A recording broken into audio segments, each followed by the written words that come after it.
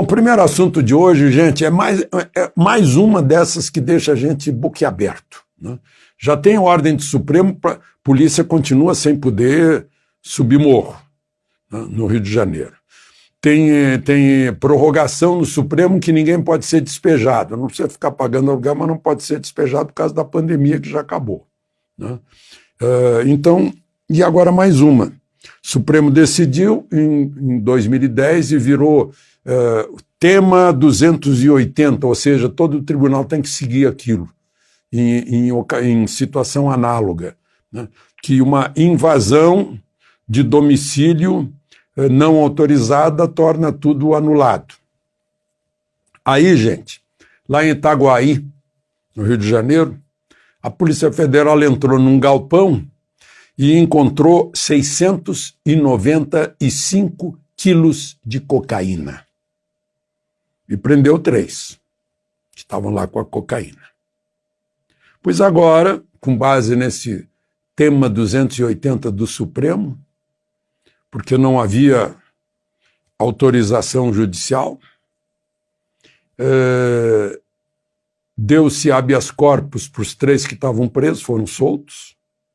A cocaína não vale mais como prova do crime e foi anulada a apreensão. Devolva-se a cocaína. Uau! Claro que eu sei que vocês não se surpreendem mais depois do que aconteceu com a Lava Jato, né? Só falta agora aqueles 6 bilhões que foram devolvidos que voltem para os corruptos. Só falta isso, com pedido de desculpas. É a inversão, está acontecendo a inversão das coisas aqui no Brasil, é uma coisa incrível. Aí eu acho estranho, né, que para entrar na casa, no domicílio de um deputado que tem inviolabilidade, no caso de Daniel Silveira, à noite, está lá no artigo 5º da Constituição, que não pode, a menos que seja em flagrante delito. Aí ele foi preso às 11 da noite. Não, porque aquilo que ele disse, que está na rede social, continua circulando, portanto é um flagrante continuado.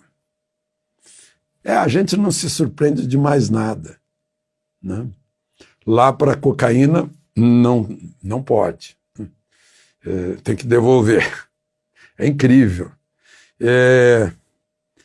E aí, como acreditar, né, no cumprimento da Constituição? Aí vão ministros do Supremo e do TSE participar de um seminário sobre Brasil em Boston e ninguém pergunta para eles como é que se passa por cima da Constituição.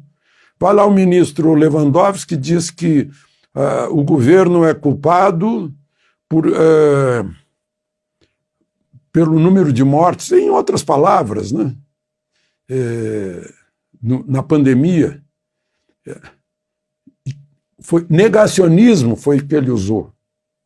O que é negacionismo, se não um médico negar tratamento para uma doença, coisa mais óbvia do mundo?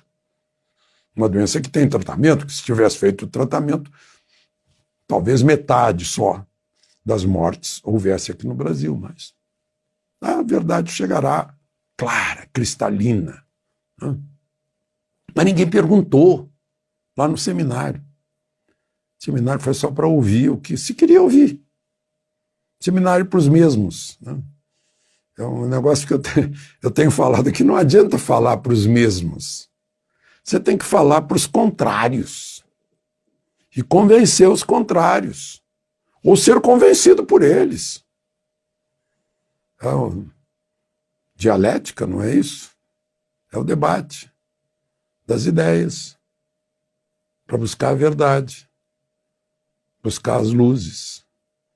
E aí eu repito Lucas, que eu já citei aqui no Evangelho de domingo: se a gente se cala, até as pedras clamarão. Quai, seu app de vídeos curtos.